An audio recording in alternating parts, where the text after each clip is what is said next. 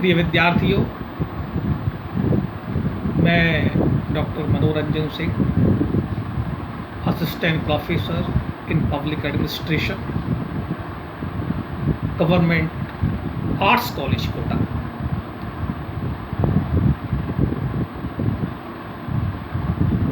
अभी हमने Frederick Winslow Taylor और हेनरी फयोल के बारे में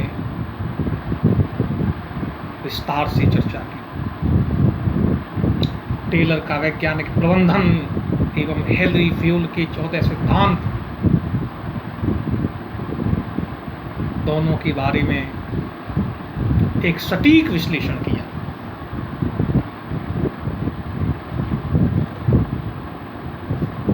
दोनों के आलोचनात्मक पहलू को भी देखा गया, समझा गया, और दोनों की आलोचना में एक मुख्य बिंदु जो उभर के आता है वह है कि दोनों ने मानवीय व्यवहार का सरलीकरण किया है। दोनों मनुष्य को आर्थिक प्राणी मानते हैं और मनुष्य सिर्फ पैसे के लिए काम करता है, और दोनों का लक्ष्य संगठन में उत्कृष्टता एवं मितव्ययता स्थापित करना है। दोनों मानवीय संवेदनाओं, समस्याओं, उनकी सामाजिक मनोवैज्ञानिक पृष्ठभूमि को अपने चिंतन में स्थान नहीं देते। दोनों, विशेषकर टेलर पर शोषणवादी होने का आरोप लगाया जाता है कि टेलर का वैज्ञानिक प्रबंधन मजदूरों का शोषण करता है। लेकिन यह आलोचना टेलर और हेनरी फयोल की, यह उनके चिंतन का एक पक्षीय पहलू है। यह सही है कि दोनों उत्कृष्टता, दक्षता को महत्वपूर्ण मानते हैं, लेकिन अकर्मण्यता के स्थान पर, जहां तक टेलर की बात की जाए, टेलर के वैज्ञानिक प्रबंधन में अगर कोई मानवीय तत्व खोजा जाता है तो वह सबसे बड़ा मानवीय तत्व है वो श्रमिकों के हितों में जो टेलर बात करता है वह है श्रमिकों का वैज्ञानिक तरीके से भर्ती एवं प्रशिक्षण।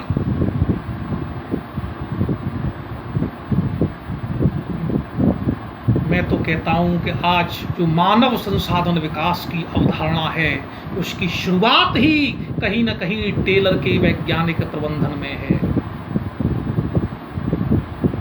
आज भी भर्ती और प्रशिक्षण दोनों ही वैज्ञानिक तरीके से किए जाते हैं।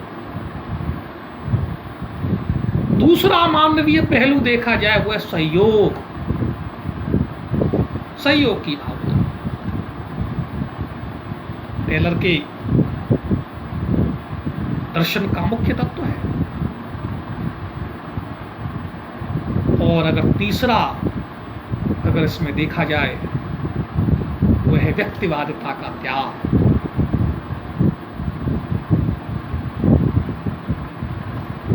और एक इंपॉर्टेंट अगर टेलर की तकनीकियों में मानवीय तत्व ढूंढा जाए वो है प्रिंसिपल ऑफ एक्सेप्शन, अपवाद का सिद्धांत। जहां टेलर मजदूरों के काम में अत्यधिक हस्तक्षेप का विरोध करते हैं। उतना ही हस्तक्षेप किया जाए जब विचलन हो, विचलन की स्थिति में हस्तक्षेप किया जाए। अतः टेलर को अमानवीय और शोषणवादी और मजदूरों का विरोधी के आलोचना करना टेलर के साथ तर्कसंगत नहीं होगा, न्यायपूर्ण नहीं होगा। एक अकबर इलाहाबादी का शेर है कि मैं चाहता हूं कि ख्याल एक रहे पर हर ख्याल से पैदा होता ख्याल है। अगर टेलर का संपूर्ण विश्लेषण करें तो संपूर्ण विश्लेषण में वैज्ञानिक प्रबंधन उत्कृष्टता की बात करता है, अधिकतम उत्पादन की बात करता है और अधिकतम कार्य, अधिकतम वेतन की बात करता है। अगर देखा जाए तो वैज्ञानिक प्रबंधन पूर्ण रूप से लोकतांत्रिक है। जितना काम जितना वेतन, एक लोकतांत्रिक प्रक्रिया है। इसको टेलर के वैज्ञानिक प्रबंधन में देखा जा सकता है। इसी प्रकार अगर हेनरी फ्यूल के बारे में अगर हम बात करें तो हेनरी फ्यूल के 14 सिद्धांत, अगर हम उनको 2 भागों में विभाजित करें,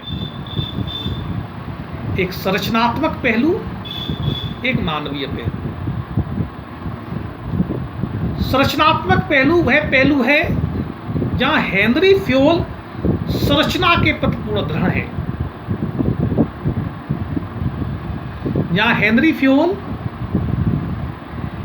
एक संगठन की संरचना को लेकर के अपने सिद्धांत देते हैं। वो संरचनात्मक पहलू के अगर अपन सिद्धांत देखें तो वो है श्रम विभाजन एवं विशिष्टीकरण,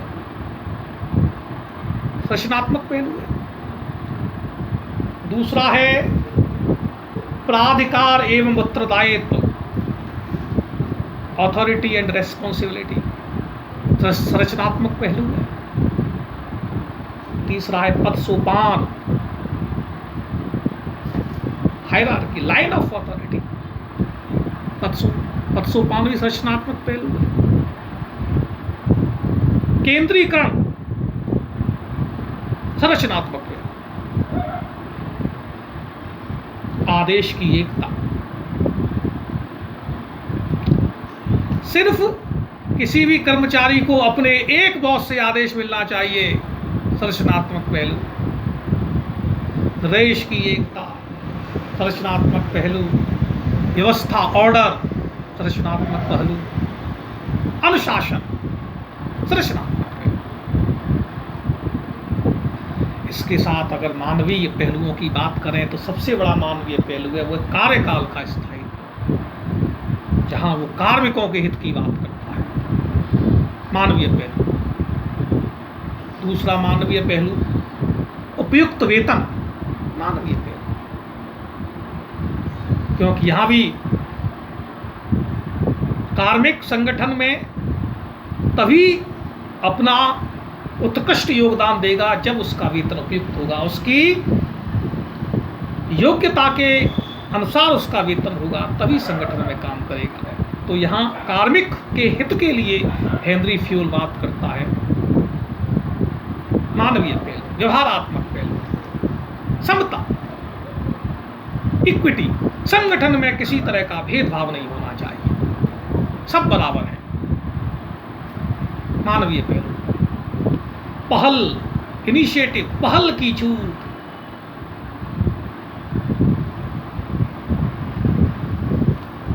जो संगठन में कार्मिक काम करते हैं उनको अपने विचार, इनोवेटिव आइडियाज उनको देने का पूरा मौका मिलना चाहिए। मानवीय पहल,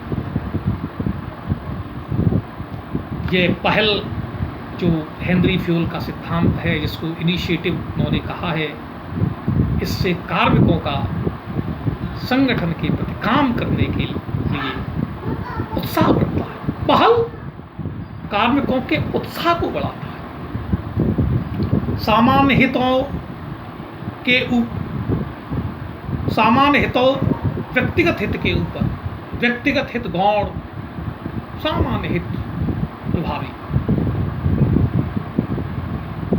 संगठन का हित सर्वोपरि होना चाहिए। संगठन है तो व्यक्ति है, मानवीय, संगठन सर्वोपरि। एसपीटी को सहयोग की भावना, सब मिलकर काम करें, एक दूसरे का सहयोग करें, मानवीय। इसके अतिरिक्त हेनरी फ्योल का गैंग प्लांक जिसकी चर्चा हम करें। गैंग प्लांक क्या है? गैंग प्लांक हेनरी फ्योल ने संगठन में दृढ़ पद सोपान में लचीलापन स्थापित करने के लिए गैंग प्लान की अवधारणा दी,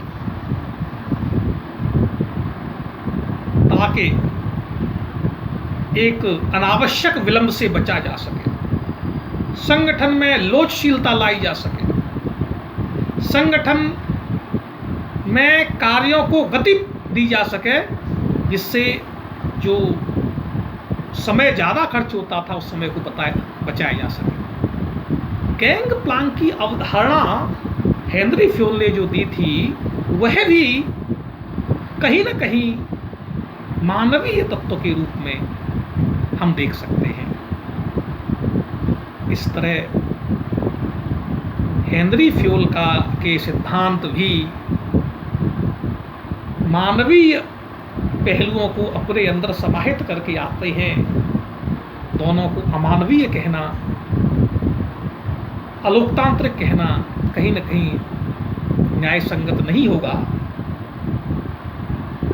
हालांकि दोनों का बल उत्पादन बढ़ाने पर है, दोनों संगठन के लक्ष्य को प्राप्त करने के लिए कार्यकुशलता और मितव्ययता को स्थापित करने के लिए अत्यधिक उत्पादन पर बल देते हैं। लेकिन दोनों ने उत्पादन पर बल देने के साथ मानवीय तत्वों पर भी पूरा ध्यान रखा है। हालांकि उनकी संरचनात्मक तत्व हैं वह भी प्रभावी हैं, मानवीय तत्व भी हैं। और फ्रेडरिक विंसलो टेलर की वैज्ञानिक प्रबंधन की अवधारणा को लेकर के ही